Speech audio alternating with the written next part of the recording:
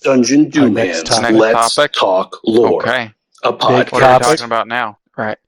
We want everyone to roll high and subscribe. That's the first thing. That's the main thing. Yes, roll high and Right? subscribe. Absolutely. But the next topic, how do you craft an epic backstory for your D&D character? Not just your villains, but it could be your PC, it could be your NPC that you're creating as a DM. Not just the villains, but this one's probably tailored mostly towards the player characters. It could be used for NPCs as well, but maybe we'll focus on player characters. How do you craft an epic backstory for your D&D character? So my method for making my character's backstory is terrible. If it's gonna be a longer campaign, or hold on, let me restart this. I like to play the character through a little bit in my head. Like, imagine I'm playing the character first before I create the backstory. Right. I'm like, what am I gonna want to do with this character? How are they gonna want to move? How are they gonna want to act? I try and figure out where they are now. And because I look at my character's life now as a sum of all of their experiences. So once I can understand who they are now, then I'm like, all right, why are they right-handed? Or why do they like to use this specific weapon? Or like to do this specific thing, and start building the pieces of their backstory from who they are, taking little chunks of what they know and saying, oh, like if they like to, or say your character proficient in history, you want them to be a little bit of a nerd. All right, where did that come from? Did it come from them going to a school, or did it come from them studying with their mother? Finding something that creates an emotional tie to whatever that is, something that would make them carry that story forward to with them now. So that's an interesting way of creating character. I feel like, I mean, your characters, and so I think with the exception of Rena, though Rena was pretty good. Guys will have to go back and look at Rena. I don't want to spend too much time talking about these characters. These dead characters. But the way that you create your character's backstory, and I always think, and I researched again. I like to research what people think about these specific topics before jumping into the Let's Talk lore, because I obviously want to offer the best information I can. I think that the creating your character's backstory is such a good world building experience. So include your dungeon master. Yes. In the process of creating it. Hey, dungeon master, I'm thinking about creating a monk who is sort of one with nature, and this is his general backstory. Where would he be located on the map? And like that alone would give the dungeon master plenty to think about as you get into your own character, as you were saying, how he would act. But it allows for your character to have a place, to be rooted in the world. So now you have that, and the areas that the dungeon master can build from that it's just fantastic. But that's a side tangent. In my opinion, from what I've read, I think that developing your character should have, again, locations in the world. They could know historic events. Hey, Dungeon Master, is there a historic event that has happened near the shores? Something that can tie to what's happening. Are there? Go ahead. Well, like a great example from a recent character I was playing, or I just created. I knew in their backstory they wanted to be from some mercenary company. So I have their bullet points. I'm like, they wanted to be doing something like this and then doing something like this. And I have those ideas, those moments in their history as a little flexible. And then I brought it to the Dungeon Master. I'm like, this is where I'm thinking his history has gone. And the Dungeon Master is like, okay, yeah, I had an idea of a mercenary company out in the desert over here, so that works. So he could have lived right over here Mm. and created a whole story arc in the West March campaign and the game to go and visit all them. Conflict, Yeah.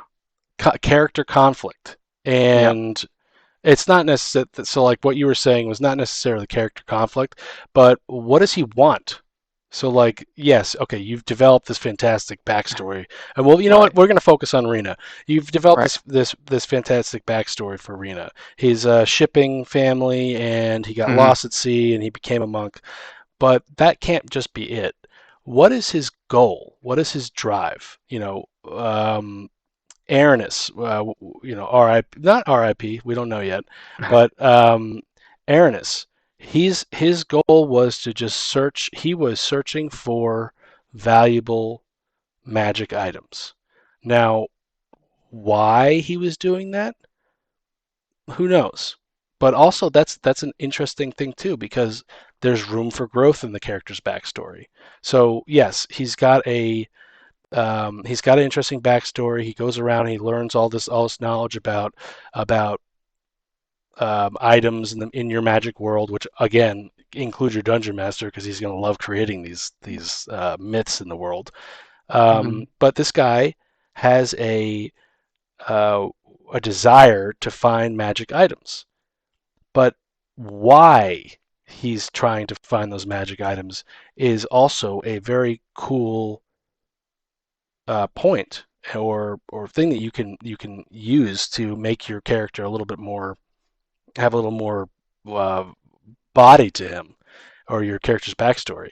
Why is he doing it? Where is he going? Is there a redemption story? Is he can't just it Hmm. just goes back to the same thing. The guy's not evil because he's evil. There's a reason why. So Yeah. think don't get overwhelmed. Again, overwhelmed is the word with the backstories. You have a great backstory. You're playing this character. Why is he doing the things that why is he going on the quest? What is he trying to get? Um, and I feel like your character's backstory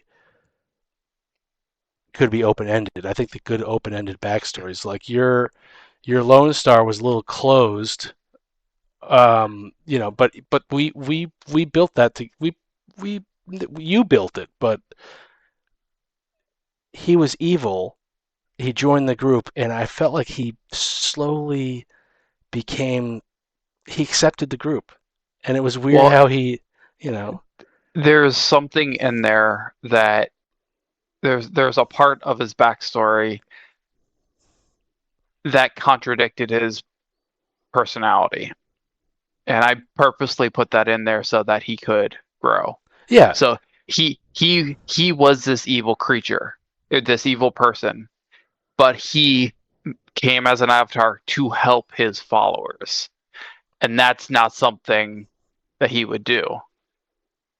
Or it's that's not something I think an evil creature would do is help someone out of the good of his heart. But that's something that I wanted to bring out in his character and eventually like it slowly wiggled its way out of there.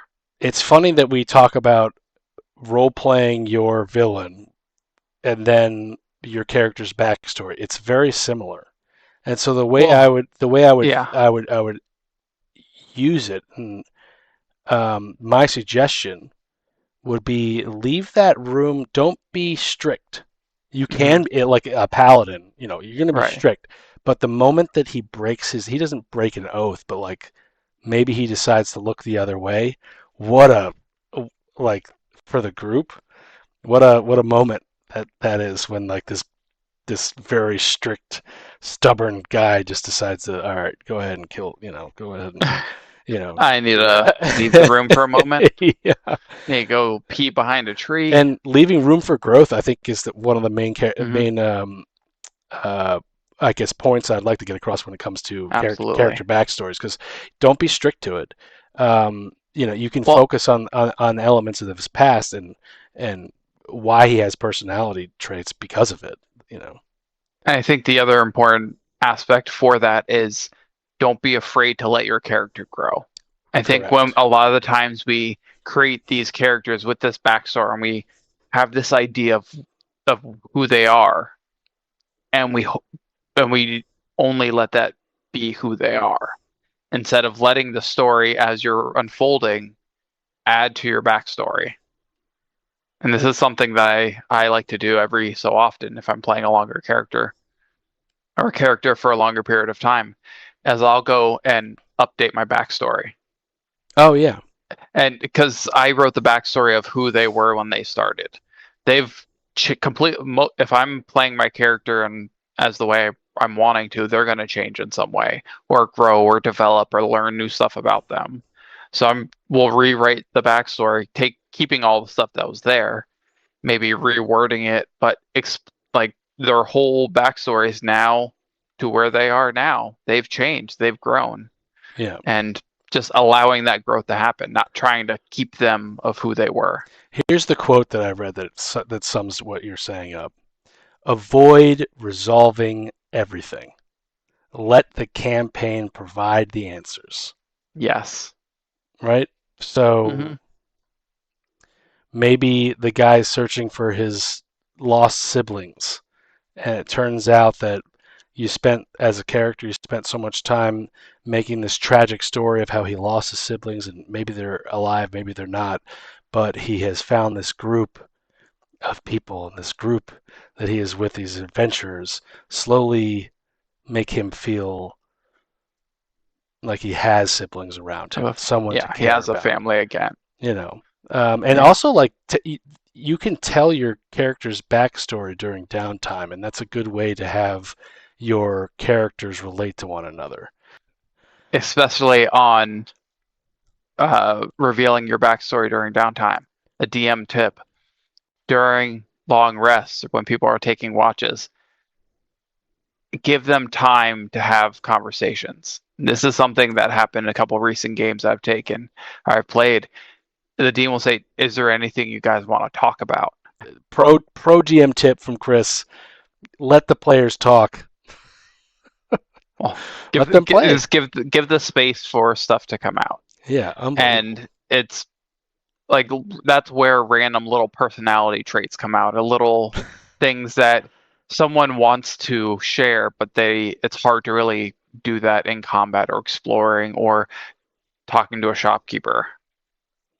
That's hilarious. But roll high and subscribe, because when you start doing all of that, it's going to lead right into the next topic. As always, again, if you have a topic you want us to talk about, put it in the comments. We'll hit it next time. Dungeon Doom Hands, Let's Talk Lore, a podcast.